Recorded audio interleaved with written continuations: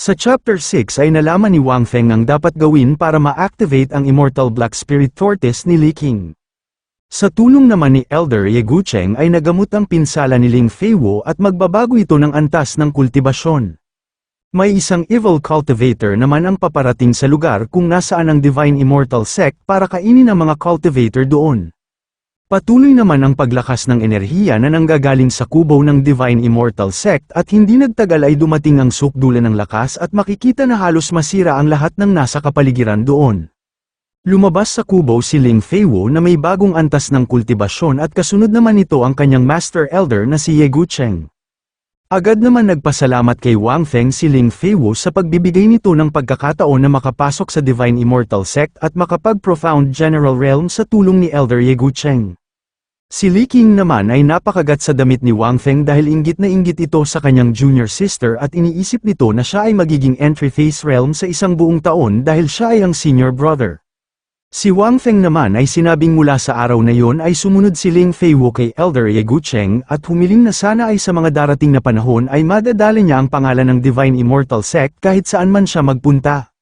Ngunit tumigil ang kasiyahan dahil may naramdaman si Elder Ye Gucheng sa hindi kalayuan na isang malakas na enerhiyang paparating sa kinaroonan nila. Hindi nagtagal ay nakarating na sa Divine Immortal Sect ang Evil Cultivator at sinabi sa kanila na may iba pang pwedeng kainin sa lugar na yun maliban sa Profound General Realm na naramdaman niya sa malayo. Nararamdaman naman ni Wang Feng na hindi basta-basta ang lakas ng Evil Cultivator kung kaya ay nagtanong siya sa system kung anong lakas mayroon nito. Dito niya nalaman na ang Evil Cultivator na ito ay isang Profound Sovereign Realm at nagbigay ng sobrang kaguluhan sa Yaori Empire libong taon na ang nakalilipas at ang pangalan nito ay Demon Xuanxia.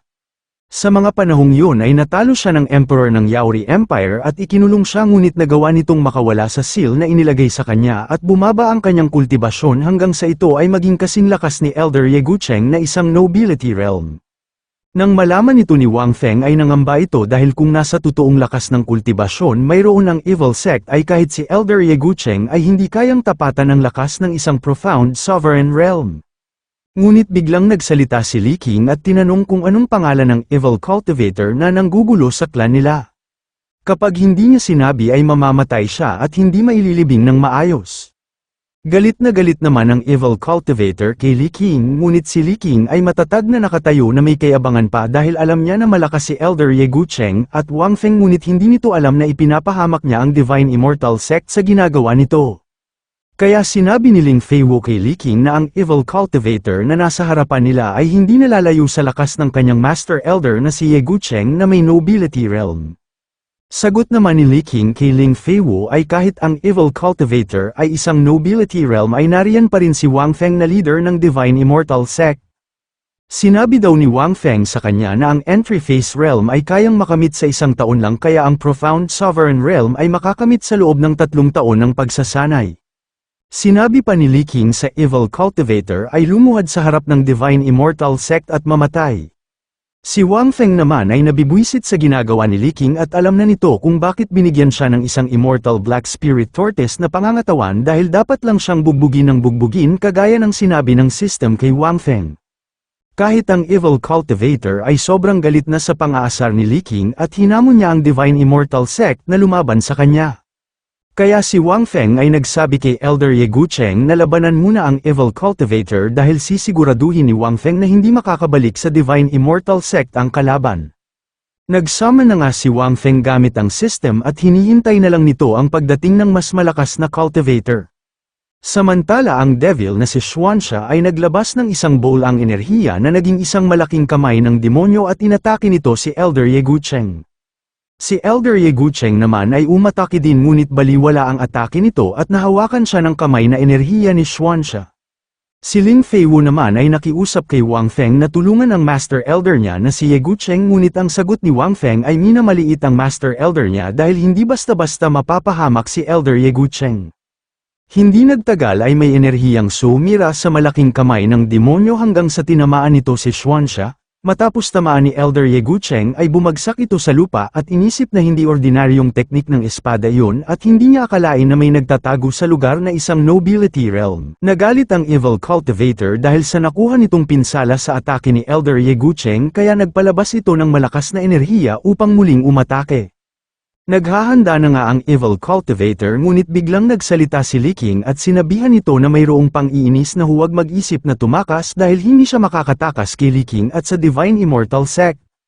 Lalo naman nagalit ang Evil Cultivator sa sinabi ni Lee King at mas lalong nagpakawala ng malakas na enerhiya upang gamitin sa kanya ang pinakamalakas na atake nito. Si Wang Feng naman ay sinuntok si Lee King para tumahimik ito at para tumigil ang pagpapahamak sa kanya dahil ang kaharap nila ay isang malakas na Evil Cultivator. Hindi naman malaman ni Lee King kung bakit siya sinuntok ni Wang Feng kaya nagtanong ito habang nakaluhod sa lupa. Sumagot naman si Wang Feng na may lamok lang sa kanyang pisngi ngunit ang totoo ay sinuntok talaga siya ni Wang Feng.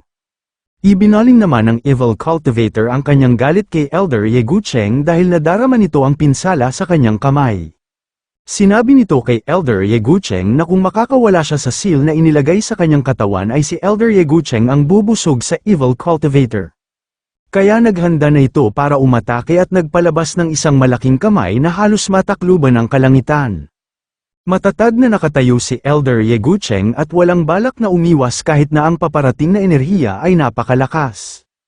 Umatake na rin si Elder Ye Gucheng na kayang tapatan ang lakas ng atake ng Evil Cultivator. Pumasok naman sa kubo si Wang Feng, Lin Feiwo at Lee King para nakaiwas sa malakas na salpukan ng enerhiya ng Evil Cultivator at Elder Ye Gucheng. Nagsalpukan na nga ang dalawang enerhiya at sumabog ito ng napakalakas. Unti-unting nawala ang usok at nang tuluyan ang mawala ay nakita nila na ang kapaligiran ng buong Divine Immortal Sect ay naging patag at wala na ang kapunuan. Tumigil naman ang dalawa sa pag-atake dahil ang pinakawala nilang enerhiya ay hindi basta-basta lang. Ang Evil Cultivator naman ay nag-iisip kung gagamitin niya ang buong lakas dahil malalaman ng taong naglagay ng seal sa kanyang katawan na siya ay gising na. Kung mangyari yun ay wala siyang kalaban-laban at tanging pagtakas lang ang kaya nitong gawin. Kaya sinabi ng Evil Cultivator kay Elder Ye Gucheng na itigil na ang labanan at hintayin ang muling pagbabalik nito na may buong lakas na ang taglay. Ngunit sinabi ni Elder Ye Gucheng na hindi na siya makakaalis sa lugar na yon dahil ang tanging utos ng sect leader na si Wang Feng ay labanan ng Evil Cultivator para hintayin ang taong papaslang sa kanya. Hindi nagtagal ay dumating ang isang lalaki na may mahabang buhok ngunit hindi alam ng Evil Cultivator na nasa likod na niya ito. Siya ay si Ziman Piaozo na tinatawag din bilang Sword God. Gulat na lumingon sa likod ang Evil Cultivator at iniisip nito na si Elder Ye Gucheng lang ay nakakabahala na. Ngunit ngayon ay may isa pang mas malakas at nakakatakot na kalaban kung ikukumpara silang dalawa. Kaya naisip nito na tumakas na lang dahil wala na siyang kalaban-laban sa dalawang swordsmen at hindi niya magamit ang buo niyang lakas dahil sa misteryosong tao na kinababahala nito. Patakas na nga ang Evil Cultivator pero si Ziman ay inatake ito gamit ang kaliwang kamay na may enerhiya. Nagtalsika naman ang dugo ng Evil Cultivator dahil tinamaan siya ng espada na galing sa mga daliri na gawa sa enerhiya ni Ziman, habang ang Evil Cultivator naman ay di naramdam ang pinsala na nakuha ay itinanong nito kay Ziman kung ano ang teknik na ginamit, sumagot naman si Ziman at sinabi nito na isa lang yung simpleng pagwasiwas ng espada na walang pag-iingat. Dagdag pa nito ay hindi yun maituturing na teknik sa espada o kahit bigyan man lang ng pangalan ay hindi siya magpapakahirap. Hindi makapaniwala si Wang Feng na nagkita sa Divine Immortal Sect ang dalawang magkaribal na swordsmen sa buong Yaori Empire na si Sword Immortal Ye Gucheng at Sword God Ziman Piaozi. Natuwa naman si Wang Feng dahil nakapag-summon siya ng isang Profound Sovereign sa Divine Immortal Sect dahil ang isang Profound Sovereign Realm ay itinuturing na isa sa pinakamalakas sa buong Yaori Empire. Si Elder Ye Gucheng ay itinutok ang kanyang espada kay Ziman Piaozi at sinabing hindi niya akalain na makikita ni Elder Ye Gucheng si Ziman sa lugar na yun matapos ang digmaan sa Forbidden City. Sumagot naman si Ziman Piaozi na magpataas ng antas ng kultibasyon si Elder Ye Gucheng hanggang sa Profound Sovereign Realm at lalabanan muli siya ni Ziman Piaozi. Nagulat si Elder Ye Gucheng sa sinabi ni Ziman Piaozi sa kanya at tinanggap nito ang hamon sa kanya. Ilang saglit pa ay lumapit na si Ziman Piaozi sa leader ng Divine Immortal Sect na si Wang Feng at nagbigay ng respeto at humingi ng pasensya dahil natagalan siya ng pagdating sa Divine Immortal Sect. Si Xuan siya naman ay nakaluhod at iniinda pa rin ang pinsala na nakuha niya sa atake ni Ziman Piaozi at iniisip na kung si Elder Ye Gucheng lang ang nadoon ay kaya niyang tumakas. Kung si Elder Zeman Piaozi naman ay kaya rin niyang tumakas dito, ngunit kung ang leader ng Divine Immortal Sect ang kumilos ay baka mamatay na siya dahil kahit isang profound sovereign realm kagaya ni Elder Zeman Piaozi ay nagbibigay respeto sa kanya. Hindi niya alam kung anong realm mayroon si Wang Feng, kaya ang akala nito ay mas malakas pa si Wang Feng sa isang sovereign realm. Kaya ang ginawa nitong si Xuanxia ay inatake niya si Li Qing na kinabibwisita niya noong una pa lang, kaya kahit mamatay siya sa lugar na yun ay maisasama niya si Li Qing. Napaiyak si Li Qing at akala nito ay matutuluyan na siya kahit na hindi pa niya naabot ang entry phase realm dahil isa pa siyang mortal na mag-uumpisa pa lang ng kultibasyon. Ngunit tinulungan siya ni Elder Ye Gucheng na makaligtas sa atake ni Xuanxia, kaya nabigo ito at hindi makagalaw dahil sa harapan nito ay si Elder Ye Gucheng at sa likod nito ay nakatutok ang daliri ni Elder Zeman Piaozi na may enerhiya na handang tapusin si Xuanxia anuman ang oras na gustuhin ni Elder Zeman Piaozi. Ngunit ibinigay nito ang pagpapasya kay Wang Feng at sinabi naman ni Wang Feng kay Xuanxia na may dalawa siyang pagpipilian. Ang una ay ibigay kay Wang Feng ang pera na mayroon si Xuanxia bilang voluntaryong halaga para maging disipulo ng Divine Immortal Sect, at ang pangalawa ay gagawin si Xuanxia na pataba sa mga halaman doon sa Divine Immortal Sect ni Wang Feng. Habang hindi pa nasagot si Xuanxia ay iniisip ni Wang Feng na kung magiging disipulo si Xuanxia ang Great Demon ng Yaori Empire ay magkakaroon siya ng mga reward para sa pagpapasali ng mga malakas na cultivator. Kung talagang masama si Xuanxia ay agad nitong papatayin, at kung hindi ay hahayaan niyang maging disipulo ito ng Divine Immortal Sect. Ngunit biglang sumigaw si Xuanxia at ang sabi ay ang isang demonyo ay mamamatay ng hindi binabastos ng kahit sinuman. Ngunit nagsalita na naman si Li Qing at inaasar si Xuanxia na ilalagay niya ang katawan nito sa lupa at ihiyan nito. Sisiguraduhin ni Li Qing na ang mga bulaklak at halaman sa Divine Immortal Sect ay mamumukadkad at lalago.